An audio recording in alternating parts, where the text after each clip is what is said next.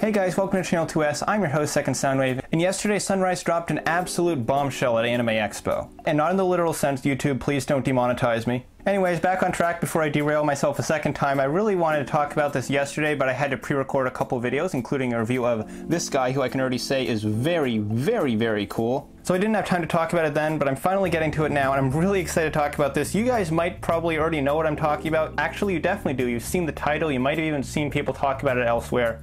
We're getting a live-action Gundam movie. I can't believe this either. It's being made by Legendary Pictures, and we don't have a lot of information for it. All they've basically said is that they've started production. So I'm looking at the article about it on Legendary's website, and the first thing I see here really cracks me up because it says that they're planning to co-produce the first ever live-action feature film version of Gundam. I would say poor G-Savior, but that movie really doesn't deserve any sympathy. When they go on to describe the Gundam franchise, I'm noticing that they're only talking about the Universal Century, which makes me suspect that the movie's probably going to be pretty heavily based out of the UC timeline, as opposed to being an adaptation of something like, say, Gundam Wing. I think this is a really good direction for them to go because obviously there's a lot of material for them to work with in the UC. Even if you go by just the TV shows and movies, there's some great content there for them to inevitably ruin. And yeah, while I am hyped about this, and I mean really hyped, I'm also super cautious because the last time I watched a mecha movie from Legendary, yeah, I can only hope that they learned from their mistakes and they picked up the Gundam franchise specifically so they could have a second chance at making a good mecha movie. Now they're being really tight-lipped about what the actual movie is going to be about, and really the only other piece of information they've given us is that it will be overseen by a guy named Cale Boyder, who I have never heard of before. I'm going to look him up and see what he's done. Oh no.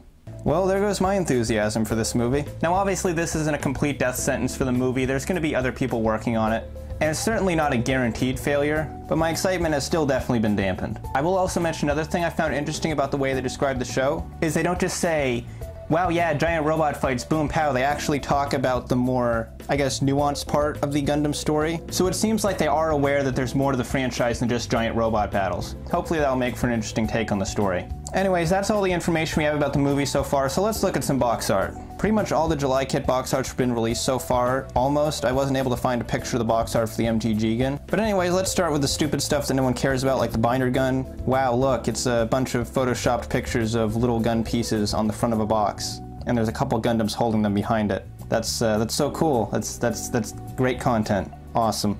Okay, the SD Cross-Sweat Zaku box art looks really cool, just as cool as the actual model itself. And I'm still definitely going to be picking one of these up because I love this kit. I actually haven't even tried using the cross-silhouette frame with him, but I still already love it. I mean, seriously, look at that detail. Such a great model. Of course, we are getting that gray version of the cross-silhouette frame to go with the Zaku. I never noticed this with the box for the white frame, but there's actually like a grayed out silhouette of the Zaku behind the frame to kind of imply which kit you're supposed to use this for. Alright, now onto the real kits, the Garibaldi Rebake. The box art for this is pretty much a perfect replication of the pose he does in the first opening for the show, which in turn looks a lot like the box art for the high-grade Barbatos. It's pretty obvious where they took their inspiration from. The Geon Ultron looks really cool in its own artwork.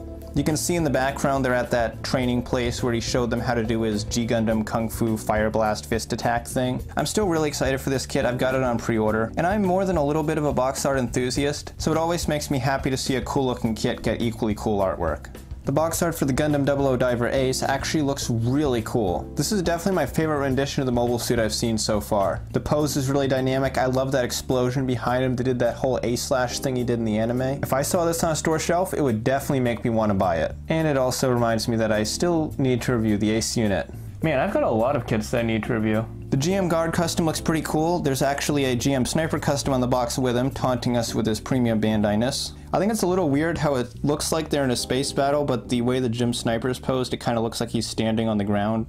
Almost like they just awkwardly photoshopped him in the background. It's definitely going to be really cool to finally see a GM join the ranks of the high-grade The Origin kits. The HGUC BR-Lant looks pretty awesome. Of course it does. It's an HGUC kit. They usually have great box art. He's in a really cool menacing pose. He's charging up one of his claws. And you can see the remains of Rick Diaz being blown up behind him. Of all the Titans characters in Zeta Gundam, Jared always stuck out the most to me as kind of the primary rival. So it's good to see we're finally getting a modern high grade of what's basically his only unique mobile suit. Seriously, what was the deal with Zeta Gundam making everyone share their mobile suits? It seems like every pilot uses every suit at some point in that show. Anyways, that's all the news I got for you guys today. Thanks for watching. Leave a like if you enjoyed this video. If you're new to the channel, subscribe for more Gunpla news and reviews. And as always, I'm your host, Second Soundwave, and I'll see you next time. Take care, guys.